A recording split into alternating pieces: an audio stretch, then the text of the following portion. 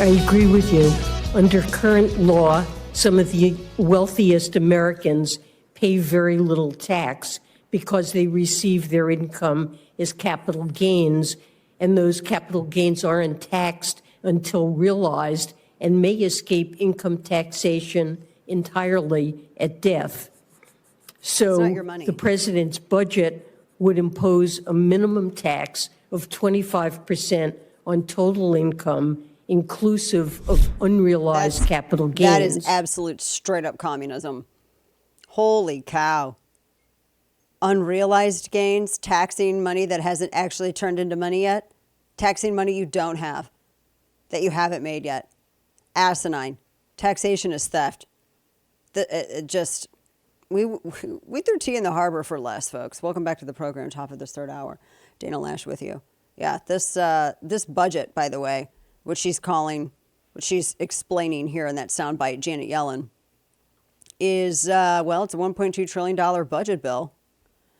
And interestingly enough, in this bill, it's bad. I mean, it's just bad policy. It's bad. It's just bad. It's bad policy. They're spending money on things like not really for, really, there's not really a lot of border enforcement. I mean, you're looking at the spending, the caps on spending is just obliterated. This is the second half of this omnibus, by the way, that was released. And you're funding FBI headquarters. It gives money to the World Health Organization. There's earmarks in this for like Planned Parenthood and stuff. They just, what is it, 1,000 pages. It's out last night. And they're supposed to start initial votes for it today. I mean, in this bill, there is apparently a $400,000 earmark for an organization that gives 13-year-olds binding and tucking clothing without parental permission. That's a real thing that's included in this bill. This so-called other half of the omnibus. I'm looking at some of this. Department of Health and Human Services. The tucking stuff. That's oh my gosh. There's a lot of wokery in here. This is not a good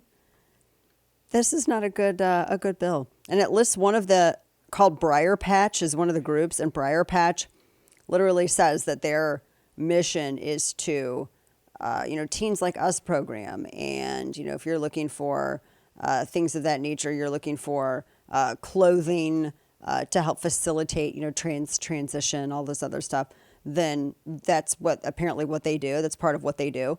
This is just wild to see where some of this money is going. And with you're looking also, it's raising, it's just as bad. It's just blowing apart any kind of austerity related to the budget, which we should have. This was bad.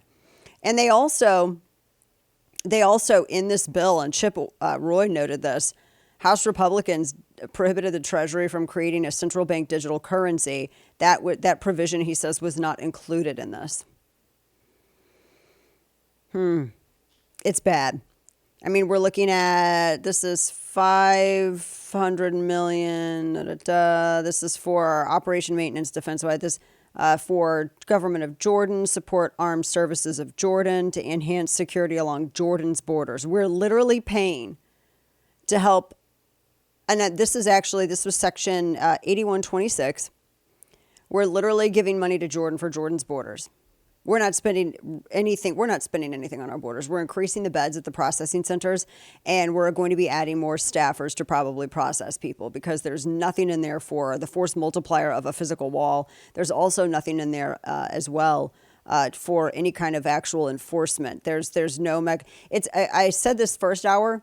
I don't care how much money they pretend that they're going to give to the border, even if it's a pittance in this. I don't care how much money they want to pretend that they're going to give. It's meaningless when you are barred from deportation. It is meaningless when you're barred from even detaining for, past X amount of hours. At that point, all you're doing is spending money on faster facilitation of illegal entrance through these processing centers. That's literally all you're spending money on. You're not spending money on any kind of deterrence, any kind of force multipliers. There's no money in this for a wall. There's no money in this at all whatsoever. with regard to deportation. None of it. None of it. So this is bad. It's just that it's not a good. It's not a good bill. This is bad. This is so bad. And like I said, they've been reading it all morning. They've had to go through this. Lawmakers did, because it was dropped on them last night. What a mess. What a mess. Like, we got to avert a shutdown. We have to, we got to end this budget fight, a $1.2 trillion plan. They're going to keep kicking this down the road. I told you this fight was going to come up again because they passed the CR last time. Just a mess, an absolute mess.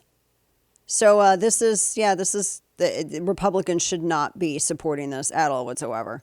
It's just a disaster. They also have in here, goodness, some of this other spending, divesting in policing. What does that sound like to you? Divesting in policing. What does that sound like?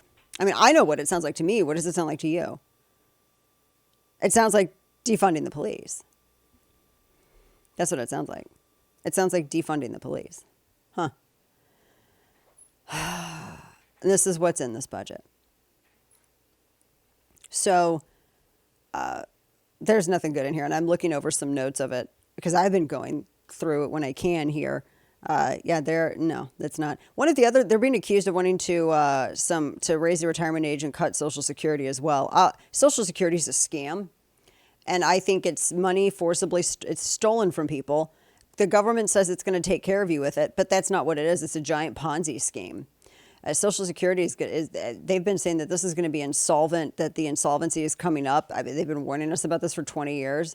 It's what lawmakers, they protect it because they use it to pay for other stuff. And then they get money from the younger generations to fill that and give it to the older generations who paid in. It's your money. Government acts like it's theirs. They act like all your money is theirs. It's your money. But they keep, it's not there. So it's a Ponzi scheme. They keep having to take from the next generation to make up for what they took from the previous generation. And Republicans are terrified to talk about privatization of Social Security. I think everybody should get what they put into it. I think the government should refund everybody's Social Security dollars.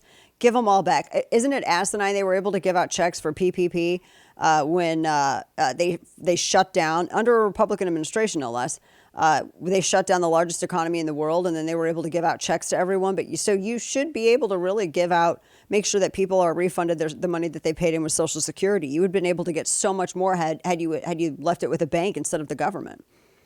But Republicans are afraid to say this because Democrats then accuse them of wanting to cut Social Security, but they don't actually tell you anything else about it. They don't say anything else about it. So this budget's bad. It's bad. No surprise there. And they're probably, I don't know. I mean, it seems like Mike Johnson wants to pass it. He's done fighting. Mike Johnson is done fighting, and he's saying, it's not the best thing, but, we're happy with at least this much. There's not a lot in there to be happy about. I mean, you got to listen to people like Chip Roy and Thomas Massie who've been raging about this. And it's not just them. There are a lot of senators that are upset with this as well.